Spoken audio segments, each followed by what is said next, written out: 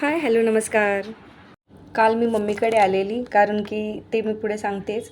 मग आज सकाळी उठलो आणि त्याच्यानंतर थोडे जरा आम्ही फोटोशूट वगैरे केले कारण की अनु तिच्या सासरी जाणार होती 2 वर्षांनंतर. कारण तिचे मिस्टर बाहेरगावी असतात तर त्याच्यामुळे ती आता जाणार होती.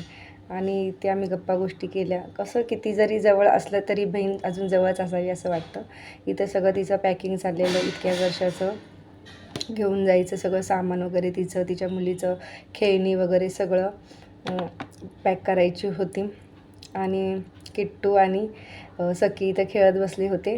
कारण त्याला तो पण सॅड होता कारण सखी आता इतके दिवस इथं होती आणि ती आता जाणार आहे. तर थोडं बहीण भावांचं नाही का प्रेमच वेगळं असतं असं. अजूनही चॅनलला सबस्क्राईब केलं नसेल तर प्लीज चॅनलला सबस्क्राईब करा. त्याच्यानंतर आम्ही तिचे सासू आणि मिस्टर आले आणि मग त्यांनी कॅब बुक वगैरे केली. आम्ही खाली आलो सर्व सामान वगैरे घेऊन. आणि सखी कन्फ्यूज होती, तिला कळतच नव्हतं तिचं सगळं सामान का खाली घेऊन आले आणि ती कुठे चालले सगळे घेऊन. की इतकी कन्फ्यूज होती, तिला काहीच कळत नव्हतं फिरायला चाललो आहे की काय घेऊन चाललो आहे असं. आणि सगळेच खूप जरा सॅड होते, म्हणजे वाईट पण वाटत होतं आणि एका साईडला खुशी पण होती की सगळं सामान भरलं तुझं वगैरे असं. इथं सगळ्यांनाच खूपच वाईट वाटत होतं.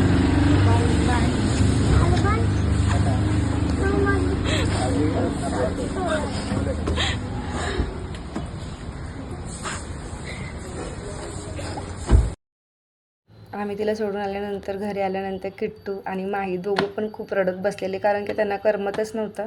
आणि असं होतंच ना, घरातून कोणीही व्यक्ती खूप दिवस राहिल्यानंतर गेल्यानंतर घर खूप खाली खाली वाटतं. तसं ह्यांचं चाललेलं, ह्यांना खूप आठवण येते ती सख्खीची.